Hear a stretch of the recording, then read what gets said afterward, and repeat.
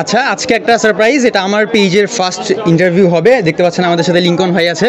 তো মেইনলি বুক content creation বা বুক review বলতে সবার প্রথমে যেই মানুষটার নাম আসে তিনি হচ্ছেন লিঙ্কন হাসান ভাই। আমি নিজেও ভাইকে আইডল হিসেবে মেনে নিয়ে আমার কন্টেন্ট ক্রিয়েশনটা শুরু করছি।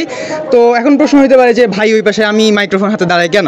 তার কারণ হচ্ছে এই যে আমার হাতে যে বইটা আছে কৃষ্ণ পাথর ও অন্যান্য ভয়াল গল্প, এটা হচ্ছে লিঙ্কন হাসান ভাইয়ের প্রথম গল্প, প্রথম লেখা।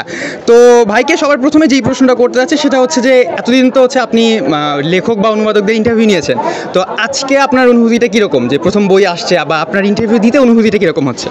Totally weird. আমি ডেফিনেটলি এটার জন্য রেডি না, but I am gonna try my best. আমি নিজেও আসলে ওরকম ইন্টারভিউ নিয়ে খুব একটা প্রিপেয়ার না, বাট যেহেতু ভাইকে সামনে পেয়ে গেলাম তো ইন্টারভিউ নেওয়ার লোকটা সামলাতে পারছি না। তো ভাই যদি একটু আমাদের বলতেন যে এই বইয়ের কন্টেন্টটা কী বা এই বই মেইনলি কী নিয়ে লেখা হয়েছে?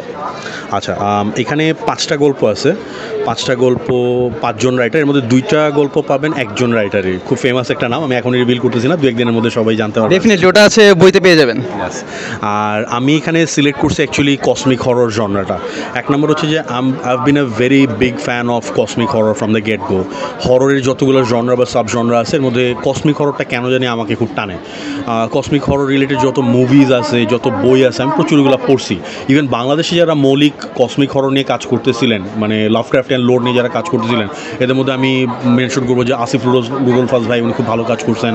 দেন লুৎফুল কায়সার ভাই, ওনার নাম তো ডেফিনেটলি, মানে উনি এখনও লিখে যাচ্ছেন এবং আমি এক্সপেক্ট করছি যে উনি ভবিষ্যতে আমাদের আরও ভালো কিছু উপহার দেবেন। আরেকজনের নাম স্পেসিফিক্যালি মেনশন করতে হবে, ফায়াজ ইফতি ভাই, উনিও খুব ভালো লেখেন, উনিও টুকটাক লাভক্রাফটিয়ান লোর নিয়ে কাজ করছেন এবং হয়তো বা আশা করি ভবিষ্যতে করবেন। আর আরেকজনের নাম অবশ্যই মেনশন করতে হবে যিনি এখন অ্যাক্টিভ না তেমন একটা, বাট চাই যে উনি অ্যাক্টিভ থাকেন, রিফাত হাসান ভাই, ওনারও কসমিক হরর নিয়ে ভালো কাজ আছে। তো ওনাদের লেখা বিদেশে তো Robert E Howard, layered Baron, দেন লাভক্রাফট নিজে, এদের কাজ আমাকে গ্রেটলি ইনফ্লুয়েন্স করছে, আর দেশে এনাদের কাজও আমাকে গ্রেটলি ইনফ্লুয়েন্স করছে।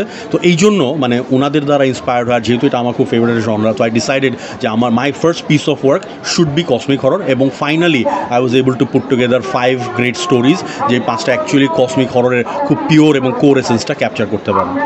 তো ডেফিনেটলি আমরা শুনে নিলাম এই বইটা মেইনলি কিনে লেখা হয়েছে। তো ভাইয়ের কাছে আরেকটা প্রশ্ন হচ্ছে যে আমরা তো রিসেন্টলি দেখছি যে অনেক রকমের বই বের হচ্ছে, সবগুলো হয়তো বা সেরকম সম্মত হচ্ছে না। তো ভাই তো যেহেতু বইয়ের রিভিউ দেন এবং অনেক পরিমাণে প্রচুর পরিমাণে বই পড়েন, তো যারা পাঠক তাদের উদ্দেশ্যে যদি ভাইয়ের কোনো পরামর্শ বা পাঠকদের নিয়ে যদি কোনো কথা থাকে? যেটা হচ্ছে পাঠকদের ব্যাপারে একটা জিনিস আমি বলবো যে এক্সপেরিমেন্ট। পড়ার ব্যাপারটা যেটা, এটা তো ইন্ডিভিজুয়াল টেস্ট তো আলাদা হবেই, তবে বি ওপেন টু এক্সপেরিমেন্টেশনস। আমি হরর থ্রিলার পাঠক গ্রেটলি, এটা বলা যায়, বাট তার মানে এই না যে আমি অন্যান্য জনরা টাচ করি না। আমি প্রচুর পরিমাণে নন ফিকশনও পড়ি, ইভেন রিসেন্টলি আমি ফিল্মোগ্রাফি নিয়েও পড়া শুরু করছি, বায়োগ্রাফিক্যাল ইয়েও পড়তেছি, কিছু রিলিজিয়াস টেক্সট আছে, সাবটেক্সট আছে, ওগুলো আমি পড়ি। তো মোটামুটি anything that catches my fancy, I am not afraid to venture in to those territories. তো আমার কথা হচ্ছে as a Pathak, as a reader, কখনো ডোন্ট গেট বটলনেকড ইনটু সামথিং, যে না আমি শুধু রোম্যান্টিকই পড়বো, আমি শুধু কমেডি পড়বো, আমি শুধু হররই পড়বো। ভেঞ্চার আউট, আর এটাতে হচ্ছে কি আউটলুক আরও বড় হবে, এবং যেটা হচ্ছে যে এতে বিভিন্ন জনরার প্রতি আপনার অ্যাফিনিটিটাও আরও বরং বাড়বে। আর definitely you'll get a lot of মানে একটা গ্রেট অ্যারে অফ টেস্ট তো আপনি অ্যাকোয়ার করতে পারবেন, সেটা অবশ্যই। তো আমার ফার্স্ট অ্যান্ড ফরমোস্ট হচ্ছে যে always try new things, always venture out, always try new genres. আর 2 নাম্বার হচ্ছে সবচেয়ে বড় কথা, বইমেলার ক্ষেত্রে আমি যেটা বলতেছি, নতুন লেখকদেরও একটু সুযোগ দিয়েন। আমি এইবারের বইমেলায় আমার যেটা সবচেয়ে বড় সুবিধা হয়েছে, I was able to find out lots of new, মানে লটস অফ নিউ বলবো না, এমন প্রকাশনী যাদের ব্যাপারে আমি হয়তো আগে জানতাম না, তাদের সাথে আমার পরিচয় হয়েছে, তাদের বই ক্যাটালগুলো সম্পর্কে আমি জানতে পারছি। নতুন অনেক রাইটারের লেখা আমি এবার পড়ে দেখছি, অনেকের লেখা ভালো লাগছে, অনেকের আরও একটু ইম্প্রুভমেন্ট দরকার, সেগুলো আমি পয়েন্ট আউট করছি। সো মানে এটাতে আমারও গ্রোথ হচ্ছে, লেখকেরও গ্রোথ হচ্ছে, ইন্ডাস্ট্রিরও গ্রোথ হচ্ছে। তো পাঠকের গ্রোথ মানেই ইন্ডাস্ট্রির গ্রোথ। সো পাঠককে গ্রো করতে হবে, তাতে ইন্ডাস্ট্রিটা গ্রো করবে। সো পাঠকের কাছে আমার দুইটাই জিনিস, যে ট্রাই নিউ থিংস আর try new writers as well. Definitely. এটা তো হচ্ছে ভাইয়ের আপনার প্রথম বই, তো নেক্সটে কী নিয়ে কাজ করবেন বা কোনো প্ল্যান আছে কি না? নেক্সট আরেকটা অনুবাদের প্ল্যান আপাতত পাইপলাইনে আছে, আমি জানি না কতদূর কী করতে পারবো, আমার পার্সোনাল প্রজেক্টগুলোর পাশাপাশি এগুলো যদি আমি ব্যালেন্স করতে পারি তাইলে।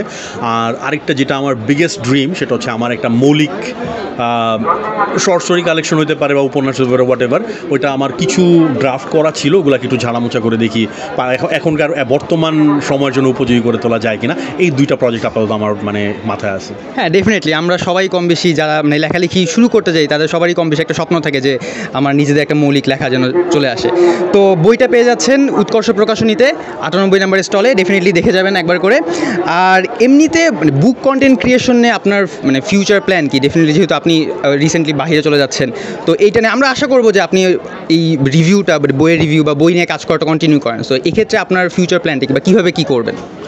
আপাতত যেটা হচ্ছে যে এটা নিয়ে ওরকমভাবে আমি কখনোই শুরু থেকে চিন্তা করি না। এটা অ্যাকচুয়ালি মজার ছলে জিনিসটা শুরু হয়েছিল, করতে করতে somewhere down the road it got serious. তারপরও I pull back the range. আমি মাঝে মধ্যে আবার সিরিয়াসনেস থেকে বাইরে হয়, আবার এটাকে আমি একটু হাস্যরসের দিকে ঠেলা দিই।